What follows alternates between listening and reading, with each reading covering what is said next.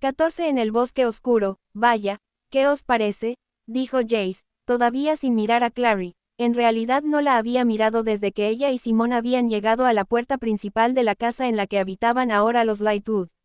Estaba recostado contra una de las altas ventanas de la sala de estar, mirando al exterior en dirección al cielo, que se oscurecía rápidamente. Uno asiste al funeral de su hermano de 9 años y se pierde toda la diversión. Jace, intervino Alec, con una voz que sonaba cansada. No. Alec estaba tumbado en uno de los sillones desgastados y rehenchidos que constituían los únicos asientos de la habitación. La vivienda tenía la curiosa y extraña atmósfera de las casas que pertenecen a desconocidos. Estaba decorada con tejidos de estampados florales, recargados y de tonos pastel, y todo en ella estaba ligeramente raído o deshilachado. Había un cuenco de cristal lleno de bombones sobre una pequeña mesa auxiliar cerca de Alec. Clary, muerta de hambre, había comido unos cuantos y le habían parecido que estaban secos y se desmigajaban. Se preguntó qué clase de gente había vivido allí. La clase de gente que sale huyendo cuando las cosas se ponen difíciles, pensó agriamente. Merecían que les hubiese requisado la casa, ¿no qué? Preguntó Jace. En el exterior estaba lo bastante oscuro ya como para que Clary pudiese ver el rostro de Jace reflejado en el cristal de la ventana. Sus ojos parecían negros, llevaba ropas de luto de cazador de sombras, ellos no vestían de negro en los funerales, ya que el negro era el color del equipo de combate. El color para la muerte era el blanco, y la chaqueta blanca que Jace llevaba puesta tenía runas escarlata entretejidas en la tela alrededor del cuello y los puños. A diferencia de las runas de combate, que eran todas de agresión y protección, estas hablaban un idioma más benévolo de curación y pesar. Llevaba abrazaderas de metal batido alrededor de las muñecas, también, con runas similares en ellas. Alec iba vestido del mismo modo, todo de blanco excepto las mismas runas en un dorado rojizo trazadas sobre el tejido. Hacía que sus cabellos pareciesen muy negros. Por otra parte, Jace, todo de blanco, parecía un ángel, pensó Clary. Uno de los ángeles vengadores. No estás furioso con Clary. Ni con Simón, dijo Alec. Al menos, añadió, con una leve crispación preocupada en el rostro, no creo que estés furioso con Simón. Clary casi esperó que Jace replicara enojado, pero todo lo que éste dijo fue, Clary sabe que no estoy enfadado con ella. Simón apoyó los codos en el respaldo del sofá y puso los ojos en blanco, pero se limitó a decir, lo que no entiendo es cómo Valentine consiguió matar al Inquisidor. Pensaba que las proyecciones no podían afectar a nada. En principio, no, respondió Alec. No son más que ilusiones. Una cierta cantidad de aire coloreado, por así decirlo. Bien, pues en este caso, no. Metió la mano dentro del Inquisidor y lo retorció. Clary C-179 estremeció. Hubo gran cantidad de sangre, como una bonificación especial para ti, le dijo Jace a Simón. Simón le ignoró. ¿Ha existido algún inquisidor que no haya muerto de un modo horrible? Se maravilló en voz alta. Es como ser el batería de Spinal Tap. Alex se frotó el rostro con una mano. No puedo creer que mis padres no lo sepan todavía, dijo. No me entusiasma nada tener que decírselo. ¿Dónde están tus padres? Preguntó Clary. Pensaba que estaban arriba. Alec negó con la cabeza. Siguen en la necrópolis. En la tumba de Max. Nos han enviado de vuelta. Querían estar allí solos un rato. ¿Qué hay de Isabel? Preguntó Simón. ¿Dónde está? El humor, lo que quedaba de él, desapareció del rostro de Jace. No quiere salir de su habitación, dijo. Cree que lo que le sucedió a Max fue culpa suya. Ni siquiera ha querido venir al funeral. ¿Habéis intentado hablar con ella? No, respondió Jace, irónico. Hemos optado por darle de puñetazos sin parar en la cara. ¿Crees que funcionará? Solo preguntaba.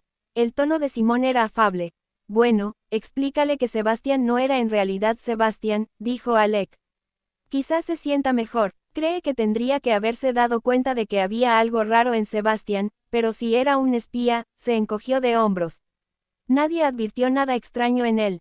Ni siquiera los Penhollow. Yo pensé que era un imbécil, indicó Jace. Sí, pero eso es simplemente porque, Alex se hundió más en el sillón.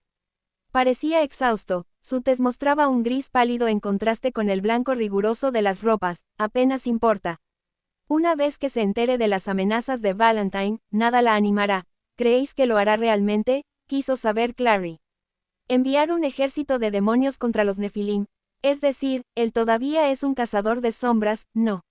No puede destruir a su propia sangre, ni siquiera le importaron lo suficiente sus hijos como para no destruirlos, dijo Jace, trabando la mirada con la de ella a través de la habitación. ¿Qué te hace pensar que iba a importarle su gente? Alec los miró a los dos y Clary se dio cuenta por su expresión de que Jace no le había hablado de Ithuriel todavía.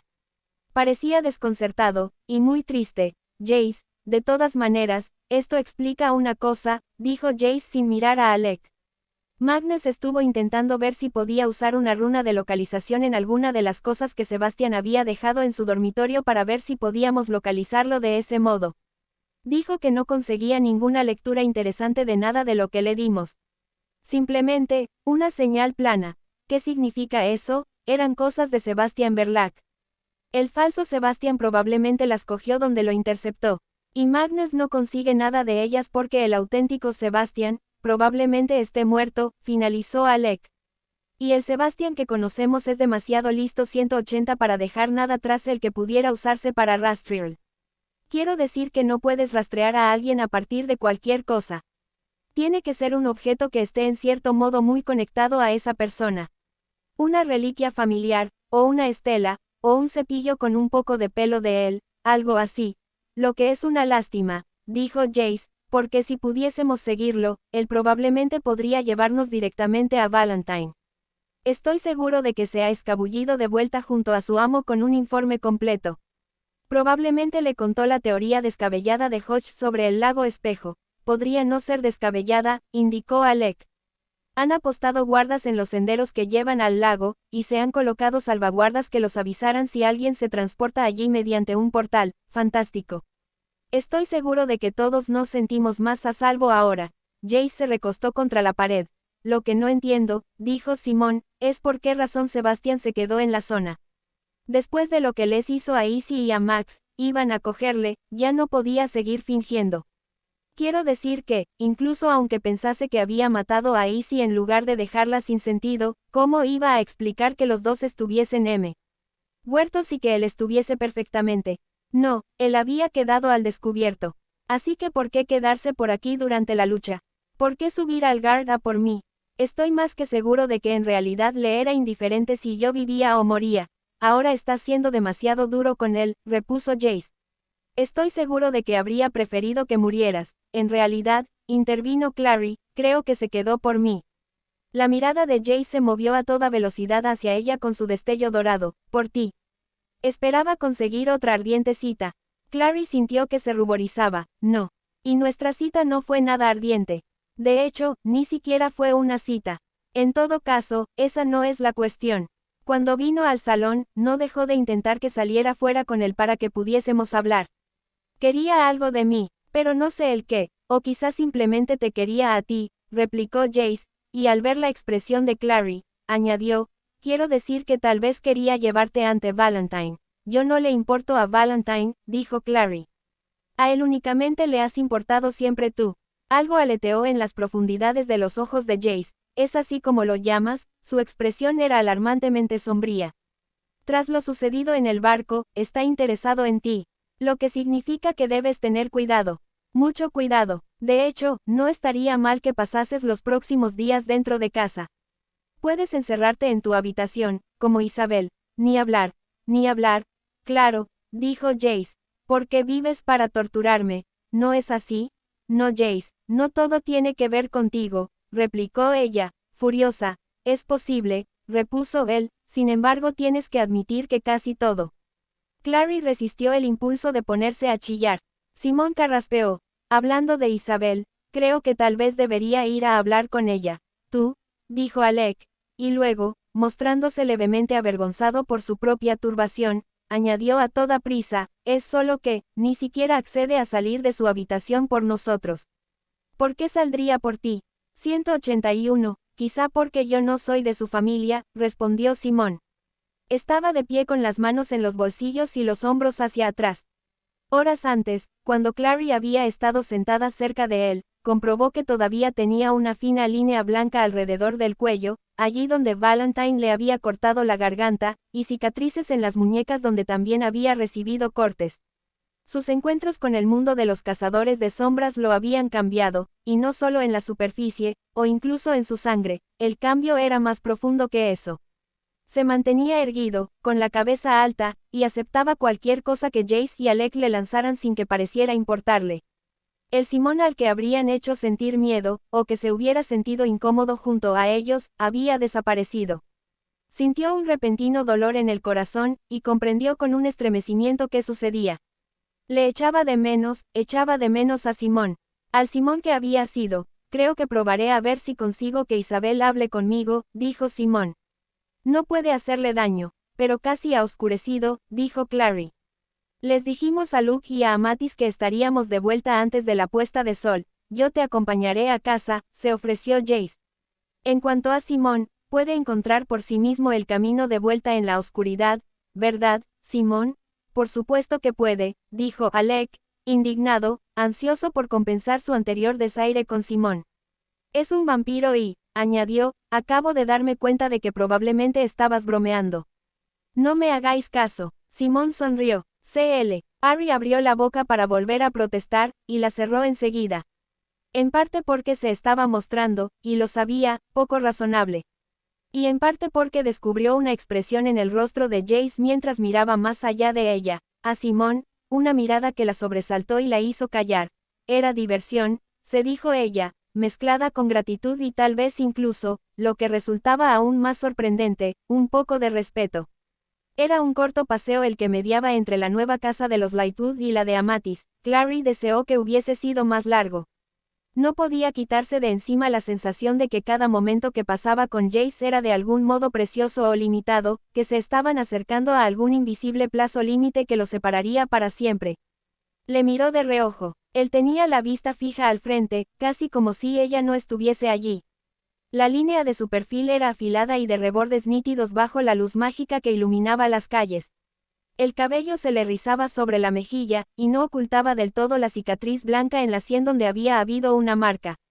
Pudo ver, centelleando alrededor de la garganta una cadena de metal, de la cual colgaba el anillo de los Morgenstern. Su mano izquierda estaba destapada, los nudillos parecían en carne viva. Así que realmente estaba sanando como un mundano, como Alec le había pedido que hiciese. Tiritó. Jace le echó una ojeada. ¿Tienes frío? No. Simplemente pensaba, dijo ella. Me sorprende que Valentine fuese a por el Inquisidor en lugar de a por Luke. El Inquisidor es un cazador de sombras, y Luke es un subterráneo. Además, Valentine le odia, pero en cierto modo, le respeta, incluso aunque sea un subterráneo, replicó Jace, y Clary pensó en la mirada que éste había dirigido a Simón un poco antes, y luego intentó no pensar en ello. No 182 soportaba encontrarles parecidos, incluso en algo tan trivial como una mirada. Luke está intentando conseguir que la clave cambie, que piense de un modo diferente. Eso es exactamente lo que Valentine hizo, incluso aunque los objetivos de ambos fuesen, bueno, distintos. Luke es un iconoclasta, quiere un cambio. Para Valentine, el Inquisidor representa la antigua clave retrógrada que él tanto odia, y fueron amigos en una ocasión, dijo Clary. Luke y Valentine, las marcas de aquello que en una ocasión había sido, repuso Jace, y Clary se dio cuenta de que citaba algo, por el tono medio burlón de su voz. Por desgracia, uno nunca odia realmente a nadie tanto como a alguien que le importó en el pasado.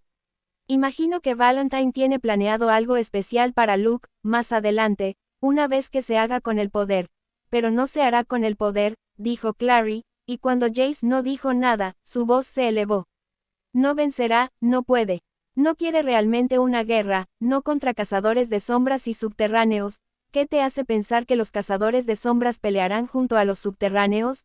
Quiso saber Jace, y siguió sin mirarla. Andaban por la calle del canal y el muchacho tenía la vista puesta en el agua y la mandíbula alzada. Solo porque Luke lo dice. Luke es un idealista. ¿Y eso es malo? No.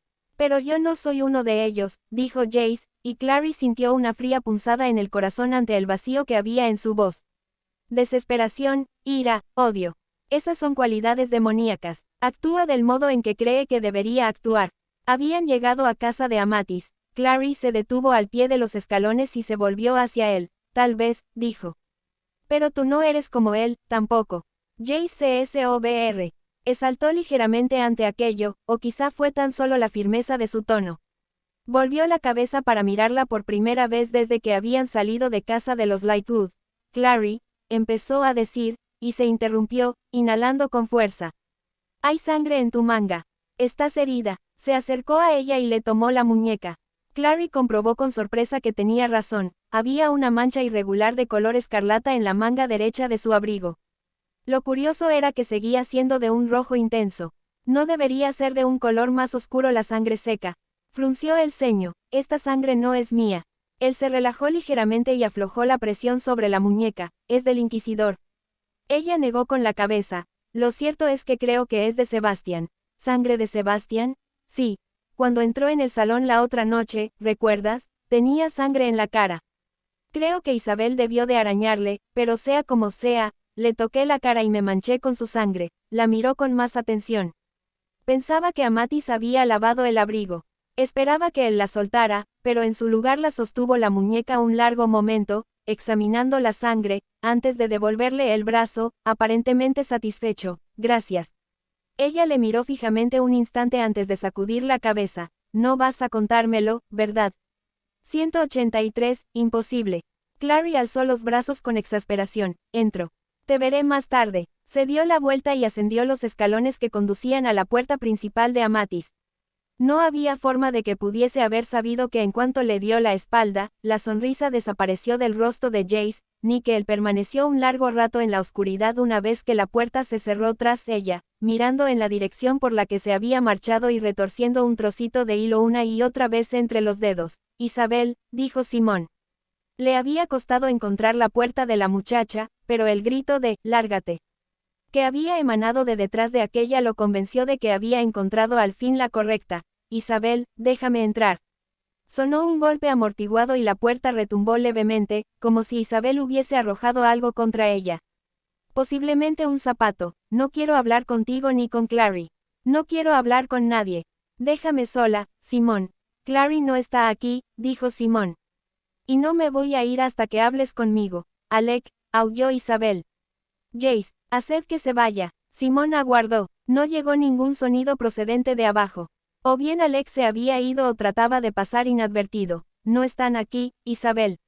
Solo estoy yo. Hubo un silencio. Finalmente, Isabel volvió a hablar. Esta vez su voz sonó mucho más próxima, como si estuviese justo al otro lado de la puerta.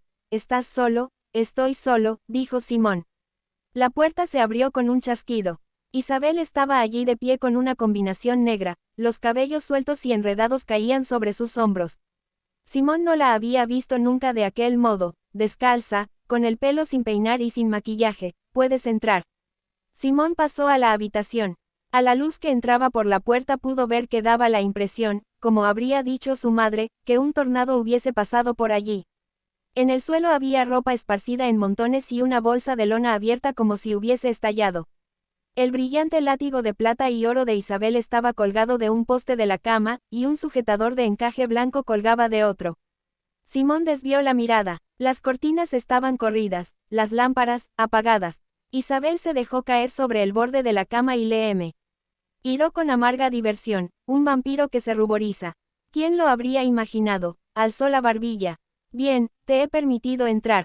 ¿Qué quieres? A pesar de su iracunda mirada, Simón se dijo que parecía más joven de lo acostumbrado, con aquellos ojos enormes y negros en el blanco rostro crispado. Pudo ver las cicatrices blancas que le recorrían la pálida piel, sobre los brazos desnudos, la espalda y las clavículas, incluso las piernas. Si Clary continúa siendo cazadora de sombras, pensó, un día tendrá este aspecto, con cicatrices por todas partes. La idea no lo alteró como lo hubiera hecho en el pasado. Había algo en el modo en que Isabel mostraba sus cicatrices, como si estuviera orgullosa de ellas. 184 La muchacha tenía algo en las manos, algo a lo que daba vueltas y más vueltas entre los dedos. Era algo pequeño que centelleaba de un modo opaco en la penumbra. Por un momento pensó que podría ser una alhaja. Lo que le sucedió a Max, dijo Simón, no fue culpa tuya. Ella no le miró. Tenía la vista fija en el objeto que tenía en las manos. ¿Sabes qué es esto?, preguntó, y lo sostuvo en algo. Parecía ser un pequeño soldado de juguete tallado en madera. Un cazador de sombras de juguete, advirtió Simón, con el equipo pintado en negro y todo.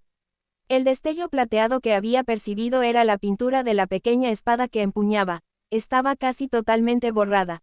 Era de Jace, dijo, sin aguardar a que él contestara. Era el único juguete que tenía cuando llegó a Idris. No sé, a lo mejor antes había formado parte de un juego con otras figuras.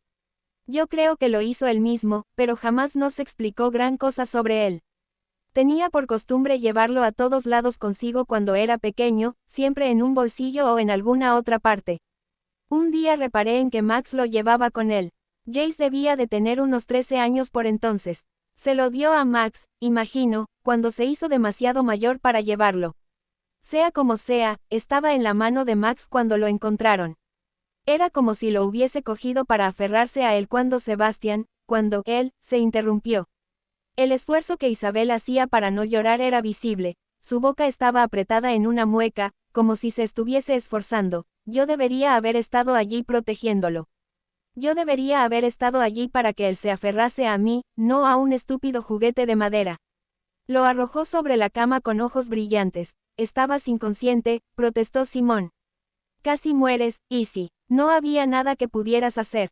Isabel negó con la cabeza y los enmarañados cabellos rebotaron sobre sus hombros. Tenía un aspecto feroz y salvaje. ¿Qué sabes tú al respecto?, exigió. ¿Sabías que Max vino a vernos la noche en que murió y nos dijo que había visto a alguien escalando las torres de los demonios, y yo le dije que estaba soñando y lo eché? Y él tenía razón. Apuesto a que fue ese bastardo de Sebastián quien trepó a la torre para poder retirar las salvaguardas.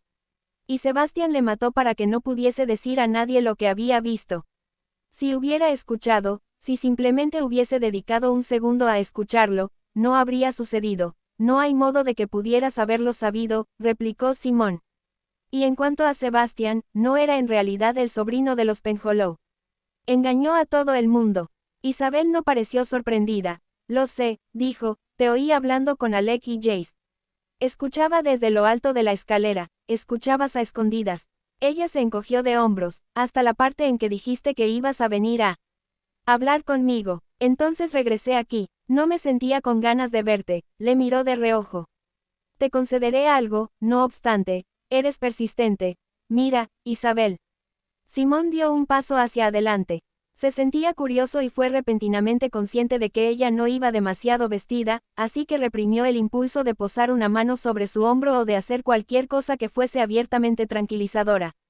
185, cuando mi padre murió, yo sabía que no era culpa mía, pero con todo seguí pensando una y otra vez en todas las cosas que podría haber hecho, que debería haber dicho, antes de que muriera. Sí, bueno, pero esto sí es culpa mía, dijo Isabel. Y lo que tendría que haber hecho es escuchar. Y lo que todavía puedo hacer es localizar al bastardo que hizo esto y matarlo. No estoy seguro de que eso vaya a ayudar. ¿Cómo lo sabes?, exigió ella. ¿Encontraste a la persona responsable de la muerte de tu padre y le mataste? Mi padre tuvo un ataque al corazón, dijo Simón. Así que no lo hice. Entonces no sabes de qué estás hablando, ¿verdad? Isabel alzó la barbilla y le miró directamente a la cara. Ven aquí, ¿qué? Ella le hizo señas imperiosas con el índice. Ven aquí, Simón.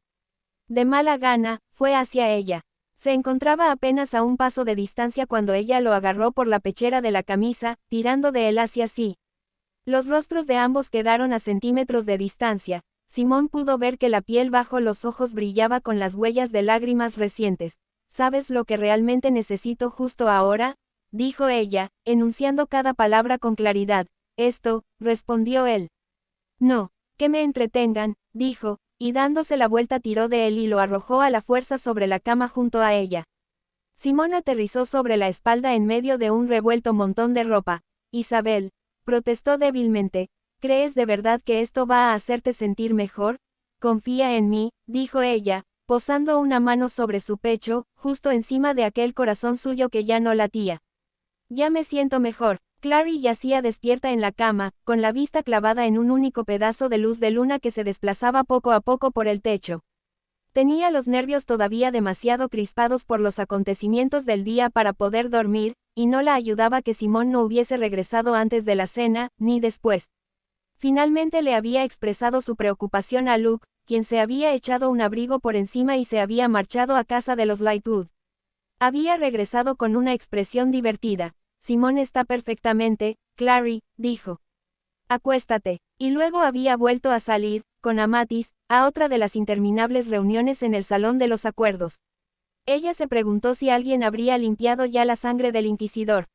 Sin nada más que hacer, se había acostado, pero había sido incapaz de conciliar el sueño. Clary no podía dejar de ver a Valentine en su mente, alargando la mano hacia el interior del inquisidor y arrancándole el corazón. Recordaba el modo en que se había vuelto hacia ella y le había dicho, mantendrías la boca cerrada. Por el bien de tu hermano, y por el tuyo. Por encima de todo, los secretos que había averiguado de Ituriel eran como una losa sobre su pecho. Bajo todas aquellas ansiedades se escondía el miedo, constante como un latido, de que su madre muriese. ¿Dónde estaba Magnus? 186 sonó un sonido susurrante junto a las cortinas, y un repentino flujo de luz de luna penetró a raudales en la habitación. Clary se irguió de repente, buscando desesperadamente el cuchillo serafín que mantenía sobre la mesilla de noche. No pasa nada. Una mano descendió sobre la suya, una mano delgada, llena de cicatrices, y familiar. Soy yo. Clary inhaló profundamente, y él retiró la mano. Jace, dijo ella. ¿Qué haces aquí? ¿Qué sucede? Durante un momento él no respondió, y ella se retorció para mirarle, alzando las sábanas a su alrededor.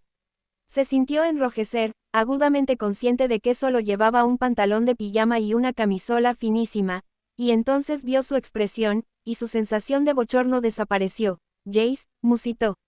Él estaba de pie junto a la cabecera de la cama, vestido todavía con las blancas prendas de luto, y no había nada de frívolo, sarcástico o distante en el modo en que la miraba.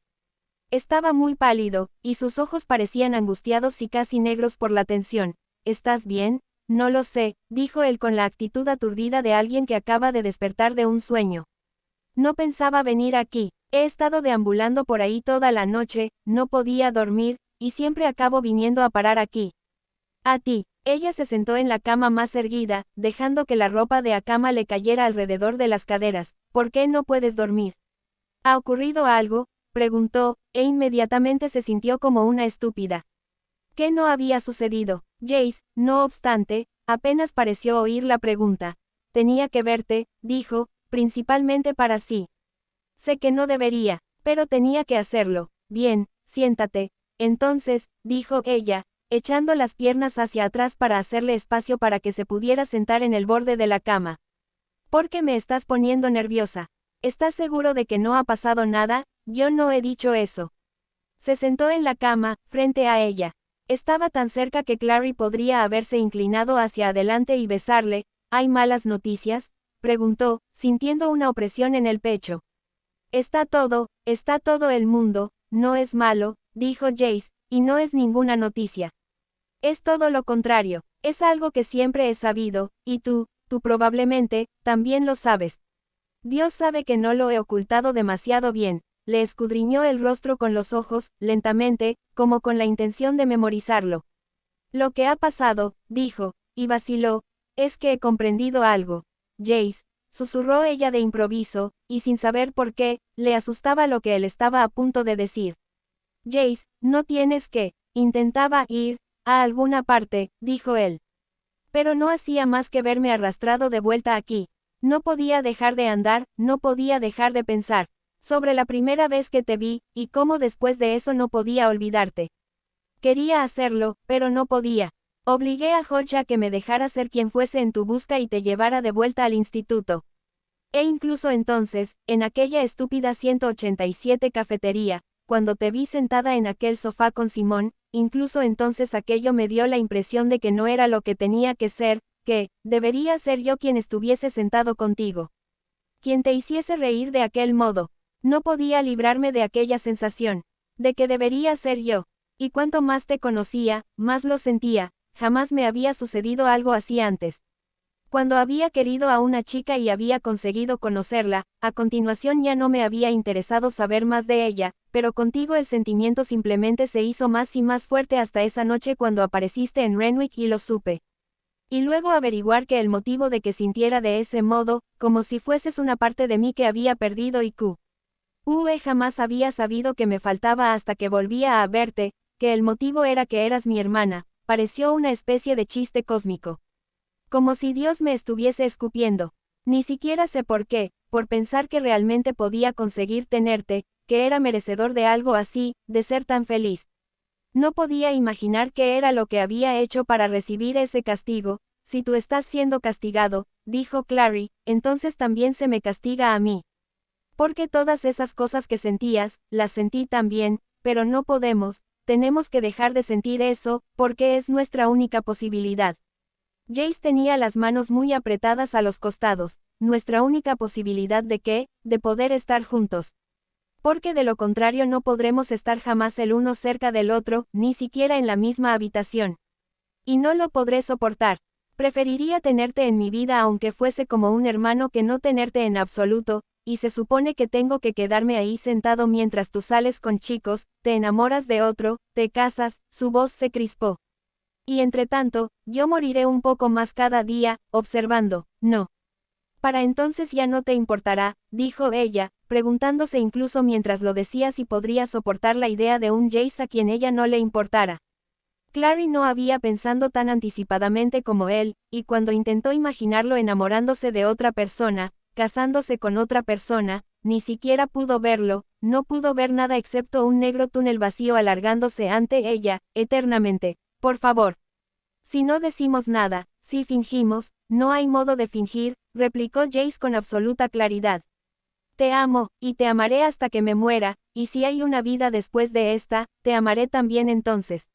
Ella contuvo el aliento. Él lo había dicho, las palabras que no podían decirse. Se esforzó por dar una respuesta, pero no encontró ninguna. Y sé que crees que simplemente quiero estar contigo para demostrarte el monstruo que soy. Pero sé con certeza que, incluso aunque haya sangre de demonio en mi interior, también alberga sangre humana. Y no podría amarte como lo hago si no fuese al menos un poquito humano. Porque los demonios desean, pero no aman. Y yo, él se levantó entonces, con una especie de violenta brusquedad, y cruzó la habitación hacia la ventana. Parecía perdido, tan perdido como lo había estado en el gran salón de pie observando el cuerpo de Max. Jace, llamó Clary, alarmada, y cuando él no respondió, se puso en pie a toda prisa y fue hasta él, posando la mano en su brazo. Él siguió mirando por la ventana, los reflejos de ambos en el cristal eran casi transparentes, los 188 contornos fantasmales de un muchacho alto y una chica más menuda que tenía la mano cerrada con ansiedad sobre su manga. ¿Qué sucede? No debería habértelo dicho así, dijo él, sin mirarla.